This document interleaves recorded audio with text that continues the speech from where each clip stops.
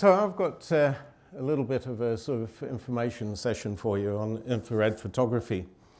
I'm not going to tell you that I know everything about infrared photography because I don't. It's a huge subject, and if I was to sit here and talk to you about visual photography like we all do with our normal cameras, I'll be talking about astrophotography, I'll be talking about macro photography, portraits, landscapes, etc., etc., and we would be here until next century or something, wouldn't we? So what I'm going to do is I'm going to give you a little bit of background into some of the infrared photography generally, and then what I've been doing, what I've been working on. So here's a couple of examples. If we, let's see if I can find out the right button. Okay, so over here, this is taken of the stars, obviously. Infrared photography, taking a picture of the world and the different heat patterns. This was taken with a normal SLR with a infrared filter and infrared film, which you can actually still get. And if you're happy with the type of color balances and everything else you get out of those types of things, you can actually do that by just going out, buying a roll of infrared film and having it processed, which is still available. Then you've got things like digital photography, where they take the blue and the red channels and they swap them around in things like Photoshop and get this golden effect. A lot of you will be familiar with this type of photography where you've got black and white and you're just taking a digital picture. And then we've got the things with taking pictures with an infrared camera, okay, which is more the area that I tend to have been doing things. If we look at the actual light spectrum and we look at the width of the actual visible spectrum against the width of the infrared spectrum, you'll see the infrared spectrum's probably an order of magnitude wider than it is on the visual spectrum that we see. And they normally will divide that into near, medium, and far infrared photography. And the different cameras will do different things. So if we look at this, the visible wavelength is around about 400 to 700. I haven't got the exact figure, but that's about it. And the infrared range starts from 700. So if you're going to get a filter or something like that, you'd get one from about 580 to 700. And the infrared spectrum is broken down into near, mid, and far, as I just mentioned. Okay. So if we look at the basic ways of taking infrared photographs, one of the ways that, if we go back a sort of decade or so, we tended to take our sort of SLRs and just put infrared film in, put in a filter on the front of the lens, and there you are, you can take those sort of types of pictures. Typically ended up with those sort of red sort of tones if you were using color. And I've got, then on some digital cameras, the actual infrared filter that they've actually got is not very strong. And you find that some cameras will actually take an infrared picture, even though it hasn't been converted. But most cameras actually need converting, okay? And they can either be converted, so you can take a normal regular DSLR and have it converted either into an infrared sort of camera or what they call a full spectrum. So they take out the infrared filters and they don't put any, they take out the infrared filter and they don't put any filter back in again to actually block out the normal visible. So what you then will do is you'll actually put on a filter in the front of on your lens, okay, to actually block out either infrared or visible, depending on what you want to use the camera for at the time. But it means that you can still continue using your same camera. And the other one is to use what I call a proper infrared camera, okay, with sort of the sensor is actually tuned and set up for just taking infrared pictures. And okay, so additional filters are used in some cases. Okay, and some of the sensors are obviously specifically designed to look at that infrared spectrum, whereas normally what goes in your camera is actually more tuned to the visible spectrum rather than the infrared, although you can pick up infrared on them. Prices vary. Okay, if you take your normal SLR, you can do it for the price of film and the developing. Okay, so but if you're doing conversion, some conversions are less than sort of 200 quid, some are a bit more than that. But you can pay up. I've seen prices for infrared cameras at 44 grand, right? It's outside most of our budgets, but anyway, okay. Here's a sort of few examples, okay. This one I'll show you just now. This is what I've got. Personally, I've got this unit that you can plug onto your phone and will run from your phone. This is sort of medium range, and this one is currently priced at just over 44,000, right? Okay. Physically, this is a little device that you can plug into your phone, and they come from both iPhones and those other things called Androids. And this is one that actually takes sort of infrared pictures, and it takes actually two pictures at the same time. It takes a normal visible picture through one camera. It's got two cameras in it on the back here, and so it takes one picture doing visible spectrum and another one taking the infrared. And the advantage of that is sometimes if you've taken a whole load of infrared pictures, it's difficult to actually pick out where was that, because sometimes you lose a little bit of information about exactly where you took that picture. So moving on, okay, this is one of the conversion procedures. I've just got a very quick video that I've downloaded. So this is some of the images of normal infrared pictures.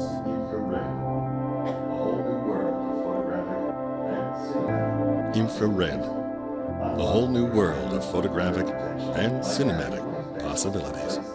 Unlock your camera's infrared potential by having LifePixel replace the internal infrared blocking filter with our infrared passing filter.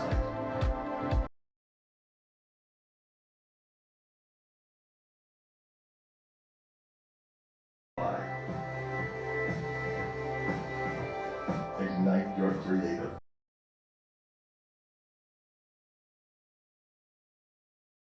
Okay, so that's a little bit of advert, but obviously with them they actually replace the normal filter with an infrared filter to block out, well, it blocks out the visible spectrum.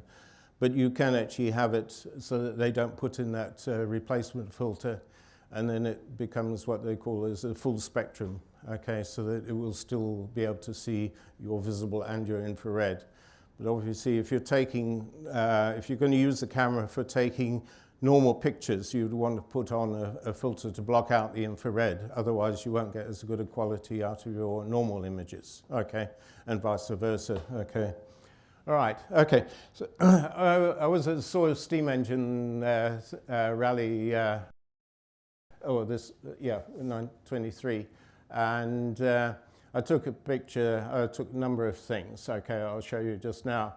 But this is sort of steam engine in normal, from a normal camera, and that's the same one taken with the infrared sort of camera that I've been using, which is this little guy here. So it's a small little thing, plug it in, you have an app, you just tell it to do it, and it'll, and you just sort of take a picture and it'll take a picture. It shows you what the sort of temperature is. So in this case, it was showing about 150 degrees centigrade around where they were outside of the boiler. So you can see why the efficiency of a lot of these steam engines is relatively low. It's sort of around about, what is it, 20 to 25% or something like that efficiency. Right. Now, okay. Anybody who was there will have known how windy it was on that day. Okay. And you can see my dead cat is blowing in the wind, and there's sort of the carrying strap for the camera as well, sort of there. And what I did was I had my iPhone, okay, with the infrared sort of camera I've shown you, and I had a normal sort of DSLR, and I set the actual zooming on the camera to match more or less, okay, what we had in the infrared, okay, because obviously you haven't got any real choice of exactly what's going on as far as zooming is concerned on here, but you can on the camera. So I sort of matched the two up as closely as I could.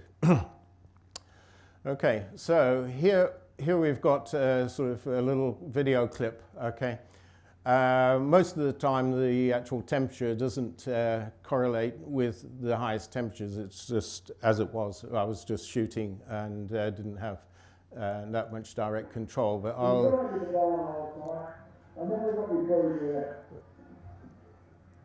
so above you can see the mirroring of what you've got there.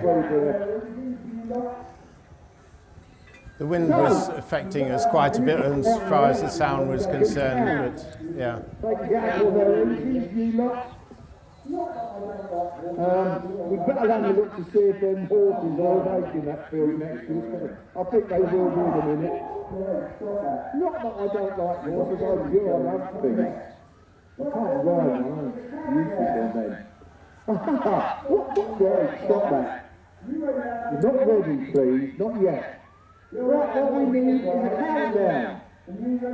I'll start you on 5. You ready up there, George? The announcer's going to try and get these guys to blow their whistles in a few seconds, so we'll do that, and then I'll show you where I moved around and actually took closer pictures of them as they were doing. But sound was a bit of an issue. I hope you enjoyed these engines. They are not very often all together. There is a lot of engines there. Submarine? I thought so, yeah. Oh, you stop that as well. Making rude noises like that. Yeah. Right, ready. We're going to count down from 5. All you children as well, they teach you these things at school. It's called arithmetic, spelled with one R. Arithmetic. So we start at 5. If you look over here, you can just see some of the faint things where the whistles were actually being picked up by the infrared as they were going off. Enjoying themselves.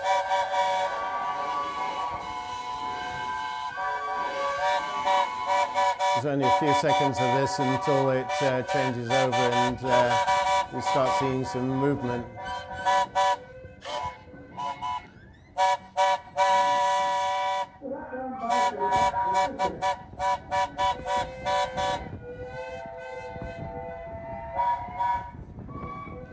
Well, that weren't bad to practice, was it? Thank you.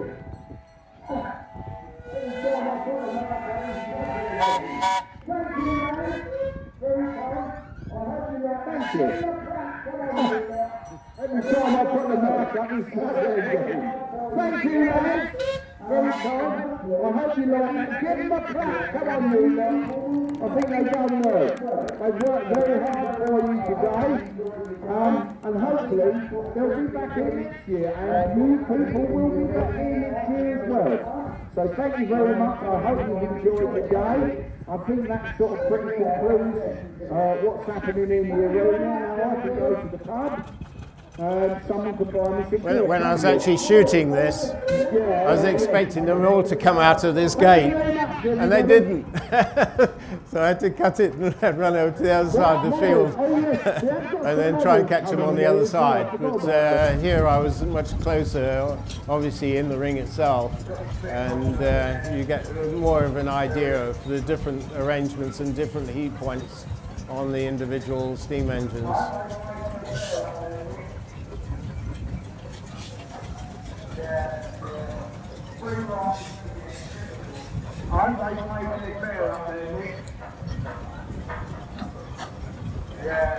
You see on the bottom, on the infrared, there's a little trace out where the outline is, and that's the attempt from the infrared camera to actually overlay exactly what the main contrast points are. It doesn't perfectly line up, but it certainly gives you an indication.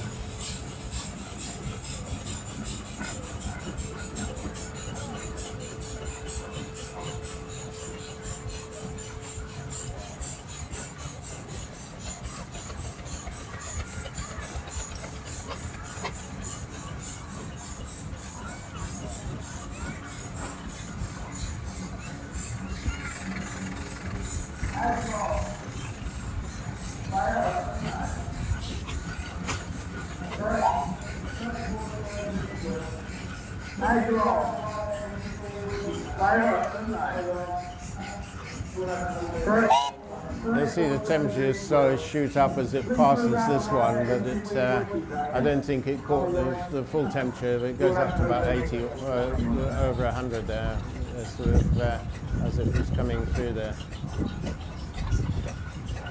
You see a little bit of a lag between the visible and the infrared sort of images, but that's in the camera itself while it's doing all the sort of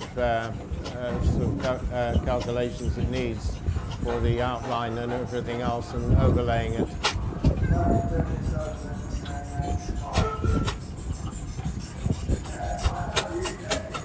Just about finished.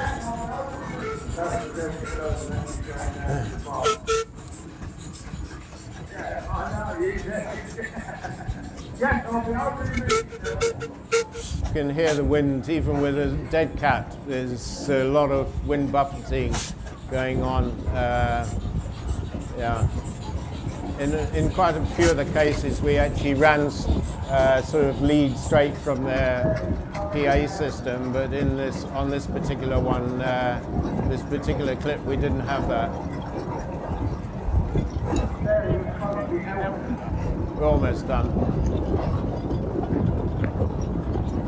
They're not the highest speed performers, these.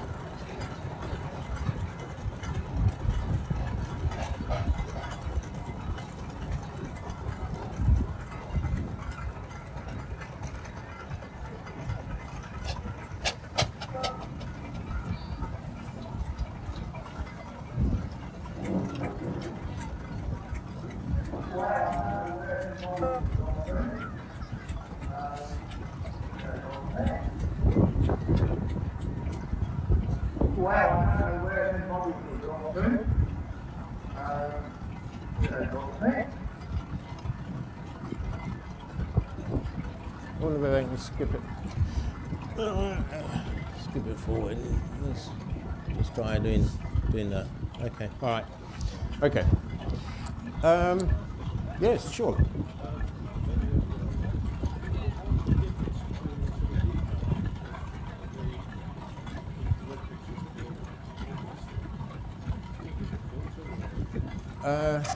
What do you mean when you're taking a landscape or something like that?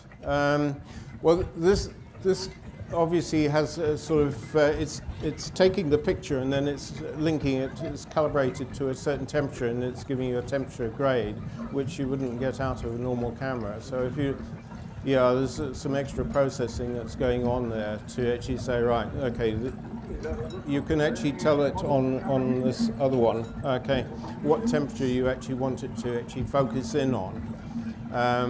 And that has a number of advantages, because if it does it automatically, sometimes if it looks at the sky, it might say, right, okay, we've got this temperature, okay, for the sky, and it uses that as part of its calibration of the range.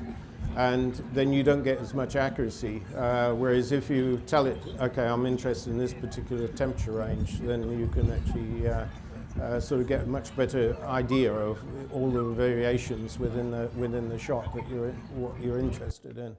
Yeah. So it's sort of stretching the middle of the histogram. Yeah, it stretches the temperature scale and things like that. Yeah. Okay. Now here, Mike's here.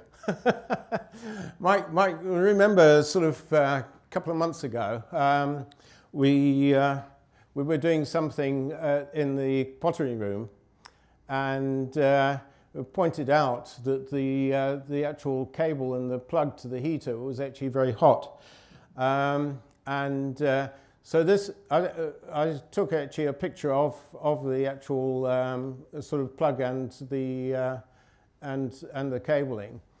And you can see that the actual temperature of the plug here was running pretty high in comparison to what you'd normally expect. And you can see that the temperature actually starts to drop down as it goes down the cable, indicating that the center of the problem is over there. And for those of you who are sort of into electrics and things like that, it could be that you've got a ring loop and the two wires for the ring loop aren't joined properly, or there's some oxidization in the connection. It could be where your filter, your fuse is, that you've got a problem, or your contact is oxidized and needs sort of cleaning up and things like that. Or it could be something in the actual plug socket itself. Now that's an example of where you should sort of do something about it. This is a similar sort of thing taken at my home, and you can see that the temperature of the plug is actually a lot lower than it is over here. So that's safe. That is starting to get dicey.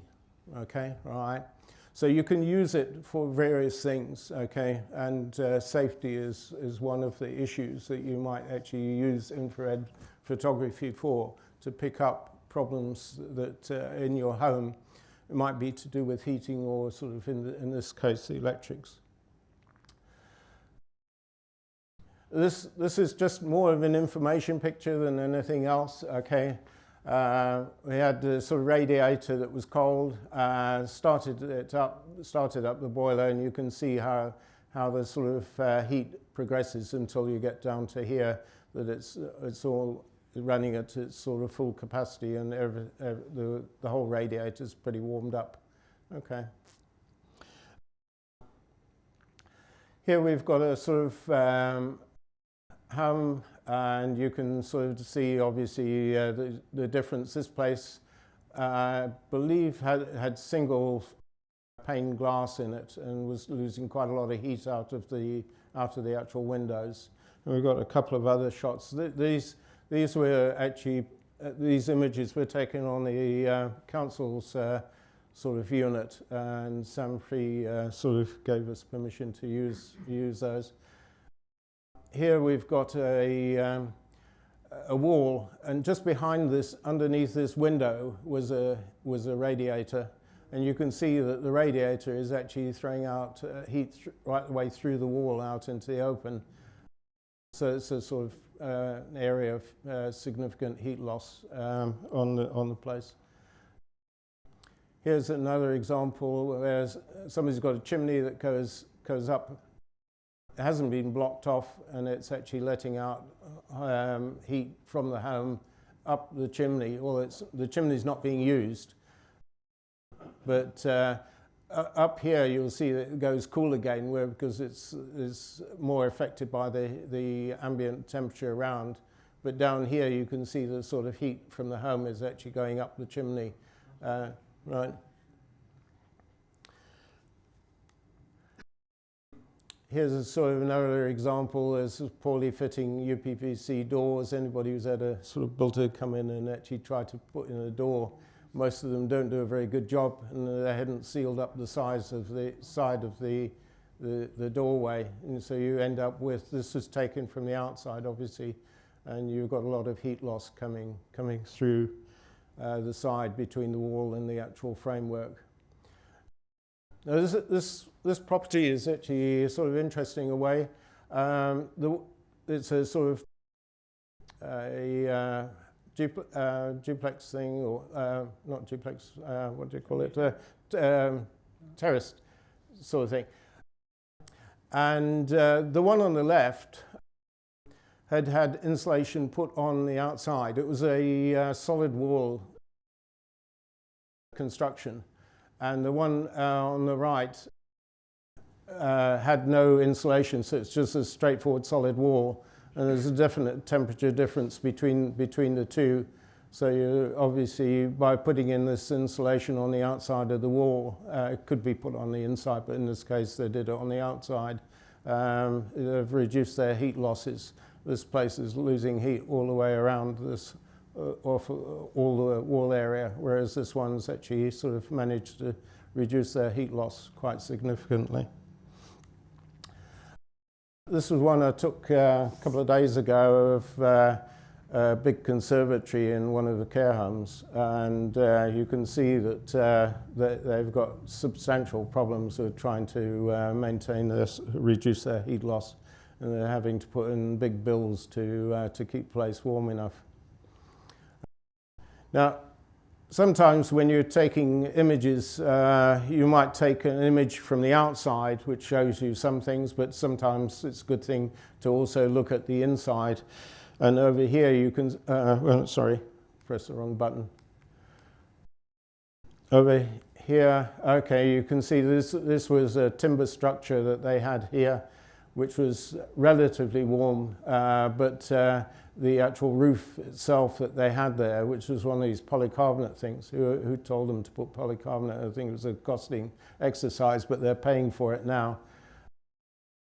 And that's quite cold in comparison. So you're losing a lot of heat from the interior going through this polycarbonate roofing. Another sort of area that is of interest sometimes when you're doing these things is you've got water problems and you've got damp, trying to identify where the damp is. And if you look at a normal picture of this floor in the kitchen here, you can't see where the damp's coming from, but if you look at the infrared picture, you can see that this area here looks as if it's highly potential center of the sort of water problems somewhere up in this corner somewhere. Right. Oh. Is this paranormal?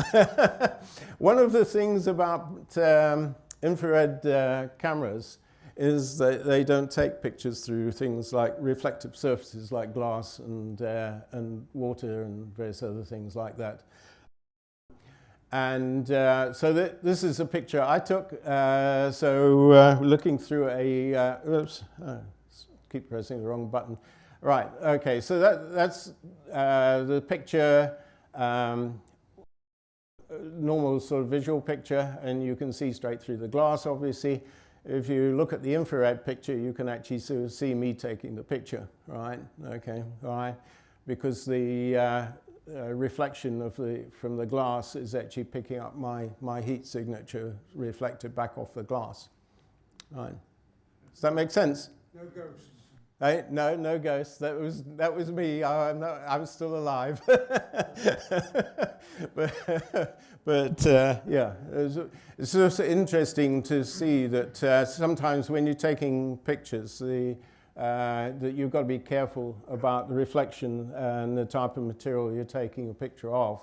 That sometimes you can end up with false things and by looking at these things.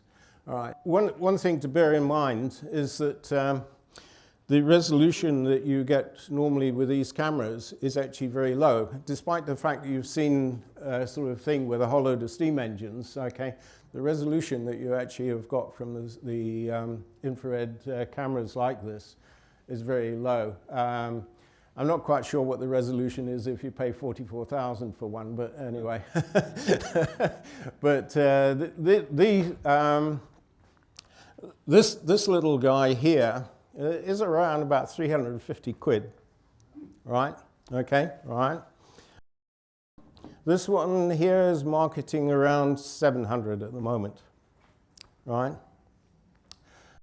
So they're not exactly cheap, but if you're looking for the pretty pictures of things like the landscapes and everything else, I think you'll be looking at taking either a SLR and converting, putting in infrared film, and then actually having that processed, or if you want it digitally, then actually taking a DSLR and then actually having modified, or you can buy them already modified.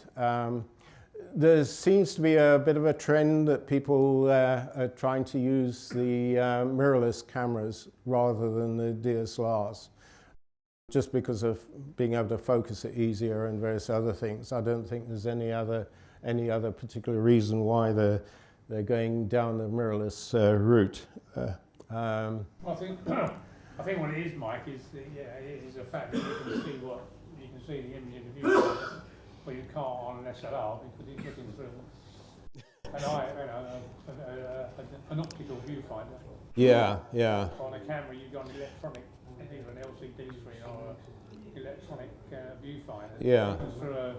Even through a camera that's been converted to infrared, you see what the sensor sees. Yeah. On the screen or in the view. Yeah, well, I mean, most DSLRs obviously can still put it on live view, but you could on the yeah, yeah. I mean, the other thing with the cameras obviously is if you look at some of the older SLRs, okay, you used to actually see a little mark on the focusing ring, where that was for visible and that was for infrared. I know that on some of my old lenses I've got a sort of a red line that showed the infrared marking, and I think if you push it to f8 and beyond, okay, the difference is so small that you can get away with it focusing normally on the SLRs. Okay. Right. Okay. So as I said, my focus has been more for the technical side and not taking pretty photos. It's more for an engineering type of thing.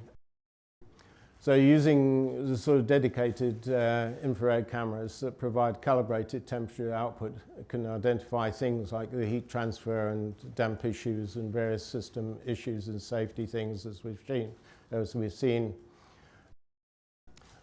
Technical use of IR photography requires some engineering knowledge about actually how to interpret those things, okay?